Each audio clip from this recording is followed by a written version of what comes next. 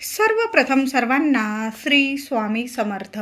स्वामी महाराजांच्या कृपेने तुमच्या सर्व चांगल्या इच्छा पूर्ण होत ही स्वामींचरणी प्रार्थना करते आणि आजच्या व्हिडिओला सुरुवात करते. देव उठणी एकादशी म्हणजेच कार्तिक एकादशी, भागवत एकादशी 1 नोव्हेंबर 2025 शनिवार रोजी सकाळी 9:15 ही एकादशी तिथी प्रारंभ होणार आहे आणि दुसऱ्या दिवशी 2 नोव्हेंबर रविवार रोजी सकाळी 7:40 ही तिथी संपणार आहे. पण आपण सर्वच जण केंद्रानुसार, पंचांगानुसार, शास्त्रानुसार आपण 2 तारखेलाच 2 नोव्हेंबर रविवार रोजीच आपण कार्तिकी एकादशी म्हणजे देव उठणी एकादशी साजरी करणार आहोत. पण उद्या 9:15 ही कार्तिकी एकादशी, देव उठणी एकादशी तिथी प्रारंभ होणार आहे. म्हणून महिलांनो, उद्या सुद्धा काही सेवा करायच्या आहे आणि परवा आपल्याला उपवास धरायचा आहे. कार्तिकी एकादशीचा उपवास हा 2 तारखेला 2 नोव्हेंबर रोजी धरायचा आहे आणि 3 नोव्हेंबरला सोमवारी हा उपवास सोडायचा आहे. सकाळी 9 वाजेपर्यंत तुम्हाला आंघोळ वगैरे, पूजा वगैरे करून नैवेद्य दाखवून आपल्याला 9 वाजेच्या आतच परवा सकाळी 9 वाजेपर्यंत किंवा थोडा उशीर झाला 10-11 वाजेच्या आतच उपवास सोडून घ्यायचा आहे. कार्तिकी एकादशीचा उपवास हा 2 तारखेला करायचा आहे आणि 3 तारखेला उपवासाचं पारणं फेडायचं आहे. तर उद्या 1 नोव्हेंबरला कार्तिकी एकादशीची तिथी प्रारंभ होणार आहे. पण ही तिथी सूर्योदय बघितलेली नसल्यामुळे ही तिथी 2 तारखेला ही तिथी 7:40 संपणार आहे. ही तिथी सूर्योदय 2 तारखेचा बघणार आहे. सूर्य उगवताना ही तिथी 2 तारखेला बघणार आहे, उद्या नाही. म्हणून आपण 2 तारखेलाच कार्तिकी एकादशी साजरी करणार आहोत. पण उद्या संपूर्ण दिवस रात्र ही एकादशीची तिथी असल्यामुळे महिलांनो, उद्या सुद्धा सेवा करायची आहे आणि परवा सुद्धा. असं नाही की एकच दिवस आपण एकादशी साजरी करायची आहे. बघा, देवांनी आपल्याला सुवर्ण योग जुळवून दिलेला आहे की 2 दिवस आपण देवांची सेवा करू शकतो. तसं तर आपण रोजच आपल्या देवांची सेवा करतो, पण या शुभ तिथींना जर काही सेवा, उपाय, तापाय केले तर त्याचं 100% आपल्याला फळ मिळत असतं. ज्या काही अडीअडचणी असतात घरातील किंवा आपल्याला काही अडीअडचणी असतात ज्या कुणाला सांगता पण येत नाही, पण आपला देव जाणतो आणि असे उपाय केले, आपण सेवा केल्या या शुभ तिथींना, तर 100% आपल्याला खूप प्रभावी ठरतात आणि सर्व अडचणीतून आपल्याला साक्षात लक्ष्मी नारायण नक्कीच मार्ग काढून देत असतात. तर उद्या सुद्धा देवांना दुधाने किंवा मी सांगितलंच तुम्हाला केशर दुधात टाकून घ्यायची आहे. आधी मी तुम्हाला कार्तिकी एकादशी केव्हा करायची, उपवास कधी करायचा एक व्हिडिओ आपल्या चॅनलवर नक्की आलेला आहे. तो व्हिडिओसुद्धा नक्की जाऊन बघा. तर केशर असेल तुमच्याकडं तर उद्या सुद्धा दुधात केशर मिसळून घ्या आणि त्या दुधाने, केशर मिश्रित दुधाने देवांना, बाळकृष्णांना किंवा स्वामींची मूर्ती असेल त्यांना आपल्याला दुधाने अभिषेक करायचा आहे. केशर नसेल, फक्त गाईचं दूध घ्या. आधी स्वच्छ पाण्याने, दुधाने, पुन्हा स्वच्छ पाण्याने छान अशी दोन्ही दिवस 1 तारखेला पण आणि 2 तारखेला पण दोन्ही दिवस देवांना छान अभिषेक घालून छान अशी पिवळी फुलं वगैरे, तुळस दोन्ही दिवस अर्पण केली तर सोन्याहून पिवळं. उद्यासुद्धा देवांना तुळस अर्पण करा आणि परवासुद्धा आपण कार्तिकी एकादशीचा उपवास करणार आहोत ना, परवासुद्धा सर्वांनी देवांना तुळस अर्पण करायची आहे. विठ्ठल रुक्मिणीची मूर्ती असेल, बाळकृष्णाची, स्वामींची, देवांना तुळस जरूर अर्पण करा. 1001 तुळशीचा अभिषेक जी व्यक्ती एकादशीच्या दिवशी देवांना घालत असते ना, त्या व्यक्तीला सोन्यासारखं सुख, ऐश्वर्य देव पायाशी आणून देत असतात. जगात सर्व सुखांची प्राप्ती करून देत असतात.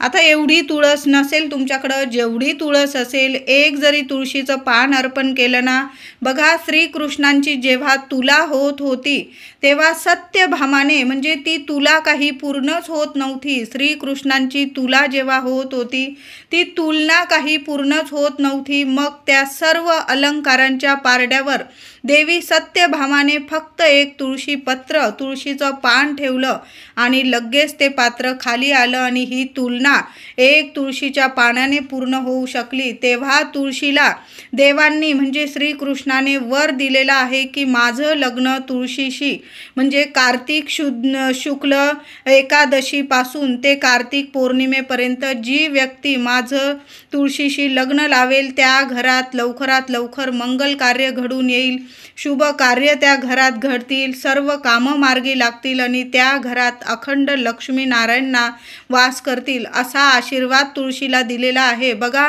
आपण तुळशीचं लग्न लागलं की मगच आपण लग्नाच्या तारखा काढत असतो आणि आपल्या घरात शुभ मंगल कार्य घडून येत असतं। तर आषाढी एकादशीला देव निद्रिस्त होतात, झोपी जातात आणि कार्तिकी एकादशीला देव जागे होतात, देव उठतात, म्हणून या एकादशीला देव उठणी एकादशी म्हणत असतात, भागवत एकादशी म्हणतात।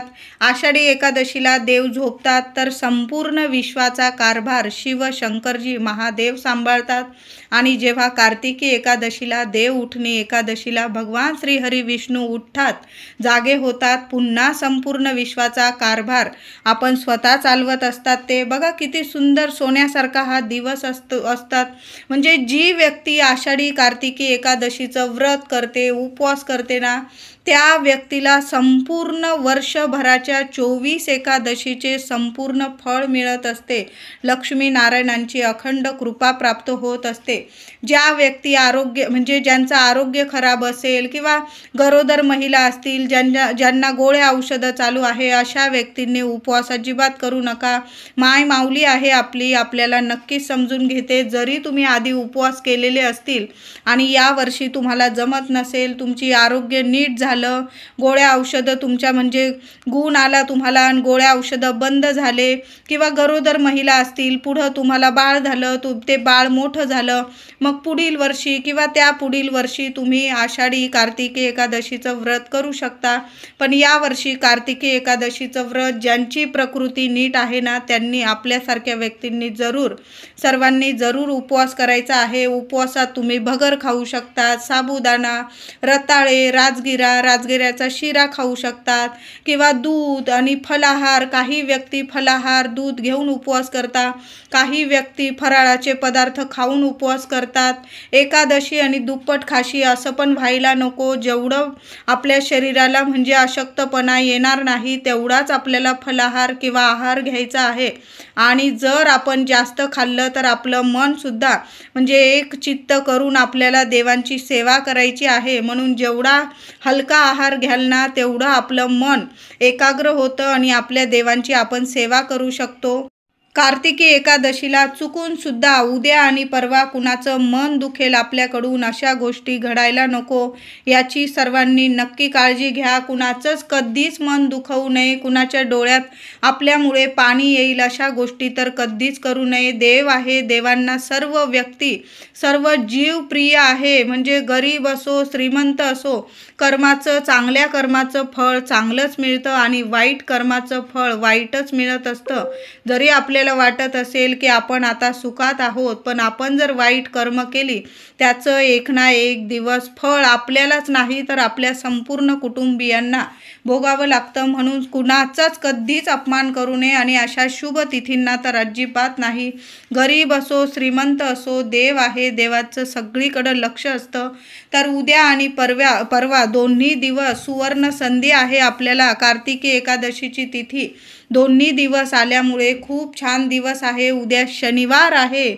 महिलांनो, दादांनो, एक दिवा आपल्याला आपल्या लेकरा बाळांसाठी लावायचा आहे। कितीही अडचण असू दे तुमच्या घरात, अशी अडचण असेल की तुम्हाला सांगता येत नाही, कुणाला त्यातून मार्ग निघत नाही, तर काय करायचं आहे, सकाळी करा उद्या सेवा किंवा प्रदोष काळात जरी केली ना तरीही चालेल। उद्या 9:15 कार्तिकी एकादशीची तिथी सुरू होणार आहे। सकाळी 12 वाजेच्या आत जरी सेवा केली ही किंवा संध्याकाळी प्रदोष काळात जरी केली, दिवस मावळण्याच्या आतच सेवा करा। संध्याकाळी खूप अंधार पडू देऊ नका, कारण आता अंधार जरा लवकर पडतो, म्हणून सकाळी करा किंवा संध्याकाळी। काय करायचं आहे, तुळशी तुळशीजवळ तर उद्यासुद्धा दिवे लावा. आपल्या संपूर्ण घरात उद्यापासूनच दिवे लावायचे आहे. आता दिवाळीचे तर आपण दिवे नेहमीच लावत आहोत, पण आता तुळशीचं लग्न पर्वापासून सुरू होणार आहे आणि उद्या कार्तिकी एकादशीची तिथी सुरू होणार आहे. तर संपूर्ण घरात जेवढ्या ठिकाणी महिलांनो दिवे लावता येईल ना, दिवे जरूर लावा. तेलाचे लावा, तुपाचे लावा, नियम नाही, पण एक तुपाचा दिवा तुळशीजवळ दोन्ही वेळा, उद्यासुद्धा दोन्ही वेळा, सकाळी आणि संध्याकाळी तुळशीजवळ दिवा जरूर लावा. तुपाचा, गाईच्या तुपाचा दिवा लावा. गाईचं तूप नसेल, डालडा असेल, कुठलंही तूप असू दे, त्यात चिमूटभर हळद टाकून द्यायची आहे. गाईच्या तुपाचा दिवा लावल्याचं तुम्हाला पुण्य फळ मिळणार आहे, म्हणून असा एक दिवा जरूर, गाईच्या तुपाचा दिवा तुळशीजवळ लावा. मुख्य दाराशी दिवे लावा आणि एक दिवा तुम्हाला पिंपळाच्या झाडाखाली लावायचा आहे. मातीची पंती जरी घेतली ना चालेल. महिलांना 4 दिवस वगैरे असेल सेवा करू नका, दादांनी केली तरीही चालेल. स्वतःच्या हाताने दिवा धुवून वगैरे घ्या. मातीची दिवाळीची पंती असेल ना चालेल. दुहेरी वाट टाका. तिळाचं तेल असेल, मोहरीचं असेल, देवांसाठी दिव्यांसाठी जे तेल वापरता ते तेल टाकून घ्यायचं आहे. दुहेरी वाट ठेवा आणि दिव्याखाली एखादं आसन, एखादा कागद, पुठ्ठा वगैरे घेऊन जा आणि पिंपळाखाली जाताना एक गुळाचा खडा बरोबर घेऊन जायचा आहे. एक दिवा, एक गुळाचा खडा, एखाद्या लोट्यात पाणी आणि थोडंसं दूध टाकून नेता आलं तर नक्की घेऊन जा. घर जवळ असेल तुम्हाला झाडापासून तर अशा गोष्टी बरोबर नक्की घेऊन जा. घरापासून झाड लांब असेल मग तुम्ही एक दिवा आणि गुळाचा खडा जरी घेऊन गेलात तरीही चालेल. उद्या सर्वांनी आठवणीने पिंपळाला स्पर्श करायचा आहे. लहान लेकरांकडून सुद्धा उद्या पिंपळाला स्पर्श करून घ्यायचा आहे. लग्न कार्यात अडचणी येतात, घरात पैसा टिकत नाही, संतान प्राप्ती होत नाही, तुमचं घरदार होत नाही, तुमच्या कष्टाला फळ मिळत नाही किंवा तुम्ही कर्जात खूप डुबलेले आहात. तुम्ही स्वप्न बघतात त्यात काही तुम्हाला म्हणजे स्वप्न पूर्ण होत नाही.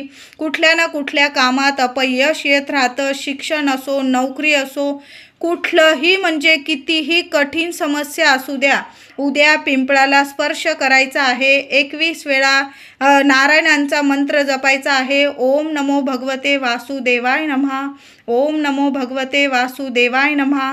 आणि दुसरा मंत्र लक्ष्मी मातेचा बीज मंत्र ओम श्रीम नमः, ओम श्रीम नमः. 21 वेळा मंत्र जपा. 21 प्रदक्षिणा घालता आल्या किंवा 11 प्रदक्षिणा घालता आल्या, पिंपळाला प्रदक्षिणा जरूर घाला. स्पर्श सर्वांनी करा. एक दिवा पिंपळाखाली लावून यायचा आहे. एक गुळाचा खडा, एखाद्या कागदावर गुळाचा खडा ठेवा किंवा एखादं पिंपळाचं पान पडलेलं असेल पुसून घ्या, त्यावर जरी गुळाचा खडा ठेवला, जसा जसा तो गुळाचा खडा संपेल तिथले किडे मुंगळे खातील. तशा क्षणात तुमच्या अडचणींवर मार्ग साक्षात लक्ष्मी नारायण काढून देतील. असा सुंदर दिवस आहे. ही तिथी पुन्हा येणे नाही. जरी पुढच्या वर्षी कार्तिकी एकादशी येणार आहे, पण शनिवारी आल्याने सुवर्ण योग जुळून आलेला आहे. खूप सुंदर दिवस आहे. उद्या आपल्याला पिंपळाला स्पर्श करायचा आहे, दिवा लावायचा आहे, एखादा गुळाचा खडा ठेवा, तुमच्या मनातील इच्छा बोलून घ्या आणि उजव्या हाताने पिंपळाला स्पर्श करायचा आहे. साक्षात लक्ष्मी नारायण तुम्हाला कोणत्या ना कोणत्या रूपात येऊन दर्शन देऊन जातील. पिंपळाखाली एखादी गोमाता असेल किंवा पिंपळाच्या दर्शनाला जात आहात, सेवा करायला जात आहात, रस्त्यात एखादी गोमाता दिसली तर बरोबर जाताना एखादी गूळ चपाती घेऊन जा किंवा तुमच्याकडं 10-20 रुपये त्या गाय सांभाळणारी बाई असेल, गोशाला असेल, तिला जरी दिले 10-20 रुपये आणि तिच्याकडनं हिरवागार चारा घेतला तुम्ही आणि तो गोमातेला खाऊ घातला ना, इतके सुंदर फळं भेटतील तुम्हाला आयुष्यात की म्हणजे मुलांना कितीही अडचणी असू द्या, तुमच्या क्षणात सर्व अडचणींवर तुम्हाला मार्ग मिळणारे ही उद्याची सेवा आहे. अजिबात चुकवू नका. उद्या पिंपळाखाली सुद्धा जा, गोमातेची सुद्धा सेवा करा आणि घरात सुद्धा देवांची, तुळशी मातेची जेवढी सेवा होईल ना महिलांनो, संपूर्ण दिवाळीचं, लक्ष्मीपूजनाचं, तुळशी मातेचं संपूर्ण फळ देणारी उद्याची तिथी आहे कार्तिक एकादशी. खूप सुंदर दिवस आहे. उद्या देवघरात सुद्धा, परवा पण आपण अखंड दिवा लावणारच आहोत 2 नोव्हेंबरला, पण उद्या सुद्धा कार्तिकी एकादशीची तिथी प्रारंभ होत आहे. देवघरात सुद्धा एक अखंड दिवा लावून ठेवायचा आहे. उद्या सकाळी किंवा रात्री 12 वाजता जरी सेवा केली ना, व्यंकटेश स्तोत्राची सेवा उद्या जर झाली रात्री 12 वाजता तुमच्याकडून, किंवा 2 तारखेला जरी केली तुम्ही, 12 वाजता, बरोबर 12 वाजता हातपाय धुवून घ्या. तुम्ही आंघोळ करणार असाल तर आंघोळ करून घ्या, आसन घेऊन बसा, तुपाचा दिवा लावा, अगरबत्ती लावा. 21 वेळा संस्कृतमधलं बोला किंवा प्राकृतमधलं बोललात तुम्ही, तुम्हाला जे आवडतं ना बोलायला, तुम्ही जे नेहमी व्यंकटेश स्तोत्र बोलत असाल ते तुम्हाला 21 वेळा पठण करायचं आहे. नाही जमलं 1 वेळा तरी किमान जरूर पठण करा. विष्णू सहस्त्र नामावली उद्या जरूर ऐका किंवा स्वतः पठण करा. उद्यासुद्धा सेवा करा आणि परवासुद्धा. महिलांनो, नाही जमलं ना, यूट्यूबवर लावून द्या. पण लागलंय आणि आपण कामात आहोत असं नाही, सर्व कामं करून घ्या शांततेत. सकाळ, दुपार, संध्याकाळ, रात्री 12 वाजेपर्यंत जेव्हा वेळ मिळेल ना, तेव्हा शांत चित्ताने आपण विष्णू सहस्त्र नामावली ऐकायची आहे. तुम्हाला पठण करता येतं, तुम्ही स्वतः देवघरासमोर आसन घेऊन बसा आणि पठण करा. नाही जमलं, शांत चित्ताने बसा, दिवा अगरबत्ती लावून घ्या देवाऱ्यात आणि यूट्यूबवर लावून दिलं आणि शांत चित्ताने शब्द कानावर पडू द्या आणि आपल्या वास्तूला सुद्धा ऐकू द्या. खूप सोन्यासारखे अनुभव येतील. ज्या घरात लक्ष्मी नारायणांची ही सेवा होते ना, नारायणांची ही सेवा होते ना, त्या घराला सोडून लक्ष्मी माता कधीच उंबरठा ओलांडत नाही. तुमच्या घरात अखंड लक्ष्मी नांदणार आहे. स्थिर स्वरूपात लक्ष्मी माता वास करणार आहे. कायमची लक्ष्मी माता तुमच्यावर इतकी प्रसन्न होईल की सर्व दुःख दारिद्र्य एका क्षणात दूर करून टाकेल. असा सोन्यासारखा दिवस आहे. उद्या विष्णू सहस्त्र नामावली जरूर पठण करा किंवा नुसतं ऐकलं तुम्ही तरीही चालेल. थोडंसं मोठ्या स्वरात ऐकायचं आहे. आपली वास्तू नेहमी तथास्तु म्हणत असते. वास्तूला सुद्धा अशा शुभ तिथींना आपल्या देवांची सेवा ऐकू द्या. तुम्ही पठण करा किंवा यूट्यूबवर लावून दिलं, जर असं मोठ्या स्वरात जरूर पठण करा. दिवा अगरबत्ती, उद्या उद्यासुद्धा कापूर जाळा महिलांनो, परवासुद्धा जाळायचा आहे. छान अशी गाईची शेणी असेल तुमच्याकडं, थोडीशी गाईची शेणी, तुपाचे थोडेसे थेंब टाका किंवा थोडीशी गाईची शेणी तुपात भिजवून घ्यायची आहे. त्यावर चांगला कापूर जाळायचा आहे. भीमसेन कापूर जाळा. त्यावर थोडीशी पिवळी मोहरी असेल तुमच्याकडं तर चिमूटभर पिवळी मोहरी टाका. 2 लवंग टाका. उद्यासुद्धा ही सेवा करा, परवासुद्धा ही सेवा करा. संध्याकाळी बरोबर देवांची आरती करून घ्या आणि थोडासा गाईच्या शेणीवर कापूर जाळा. थोडीशी पिवळी मोहरी नसेल घेऊन या. घरात खूप चमत्कारिक अनुभव तुम्हाला दिसतील. वास्तू दोष असेल, पितृदोष असेल, कुठले ग्रह दोष असेल, कुणी व्यक्ती येऊन गेली घराला, नजर दोष होत असेल किंवा कुठली बाधा असेल किंवा कुणाचं आरोग्य नीट नाही, घरात बरकत नाही, लक्ष्मी येत नाही, कितीही मोठ्या समस्या असू द्या, अशा पद्धतीने उद्यासुद्धा कापूर जाळा महिलांनो. परवासुद्धा संपूर्ण घरात कान्या कोपऱ्यात फिरवायचा आहे. थोडा वेळ काही सेकंदापुरता तो कापराचं भांडं आपल्या मुख्य उंबरठ्यावर ठेवून द्या. कधीच कुठली बाधा, नकारात्मकता तुमच्या उंबरठ्यावर कधी शिरकाव करू शकणार नाही. खूप सोन्यासारखे अनुभव येतील. आपल्या हिंदू स्त्रियांना तुळशी मातेचे खूप महत्त्व आहे. तुळशीच्या पूजेचे खूप महत्त्व आहे. आपण सर्व स्त्रियांनी प्रत्येक एकादशीला तुळशी मातेची सेवा जरूर करावी आणि या 2 एकादशी तर खूप महत्त्वाच्या असतात. आषाढी आणि कार्तिकी. जी व्यक्ती या 2 एकादशीचं व्रत करते, उपवास करते, त्या व्यक्तीला संपूर्ण 24 एकादशीचे व्रत केल्याचे संपूर्ण फळ मिळतं. म्हणून आपण तुळशी मातेची सुद्धा छान पूजा करायची आहे. तुम्ही पाणी नाही घातलं उद्या 2 चमचे किंवा चमचाभर गाईचं दूध अर्पण करा. बाळकृष्णांना अभिषेक घातलेलं थोडं तीर्थ तुम्ही तुळशीला अर्पण करू शकता. पाण्याने घातलेलं असेल, दुधाने घातलेलं असेल ते पाणीसुद्धा तुम्ही तुळशीला टाकू शकता. बाकी इतर पाणी नाही टाकलं तुम्ही तरीही चालेल. हळदी, कुंकू, फुलं, अक्षता वाहून छान पूजा करा. तुळशीभोवती थोडी रांगोळी काढता आली, दोन्ही दिवस थोडीशी रांगोळी काढायची आहे आणि दिवा तुळशीजवळ दोन्ही टायमेला, दोन्ही दिवस आठवणीने दिवा लावा. शनिवार रविवार आहे महिलांनो, सुट्टीचे दिवस आहे. सेवा करून तर बघा. कधीच तुमची सेवा खाली जाणार नाही. मी सांगते तुम्हाला, सेवा करून तर बघा, 100% तुम्हाला फळ नक्की मिळणार आहे. ओम नमो भगवते वासुदेवाय नमः. ओम नमो भगवते वासुदेवाय नमः. पांडुरंग हरी वासुदेव हरी. जेवढ्या वेळा तुम्हाला बोलता येईल बोलत राहा, दिवस रात्र. तुमचं नामस्मरण कधीच खाली जाणार नाही. देव आहे, साक्षात दर्शन देऊन जातील, कोणत्या ना कोणत्या रूपात येऊन दर्शन देऊन जातील.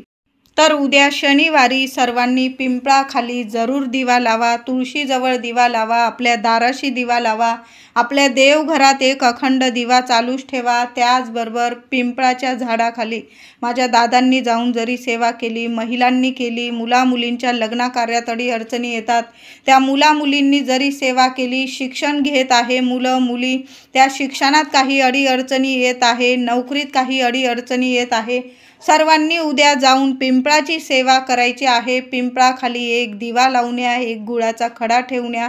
तुम्ही साक्षात लक्ष्मी नारायणांचा आशीर्वाद घेऊनच घरी येणार आहात. मी सांगते तुम्हाला, खूप सुंदर अनुभव देणारी सेवा आहे. क्षणात तुमच्या प्रत्येक समस्येवर, अडीअडचणीवर साक्षात लक्ष्मी नारायण मार्ग काढून देतील.